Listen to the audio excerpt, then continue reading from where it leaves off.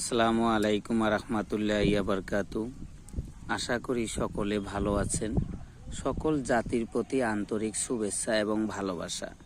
তো আজকে দেখাতে চলেছি আপনাদের মাঝে যারা যৌন রোগে আক্রান্ত রয়েছেন, যেননা আমাদের দেশে এখন যৌন রোগী আক্রান্ততা বেশি। কেননা মানুষ ওই যে হটস্পট পাওয়ার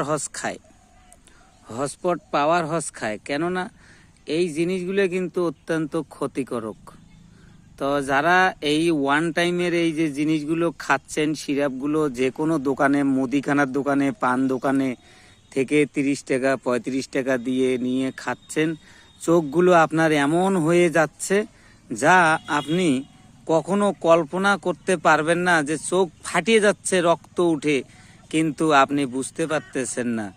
কিন্তু এমন একটা মারাত্মক ক্ষতি করবে এই যৌন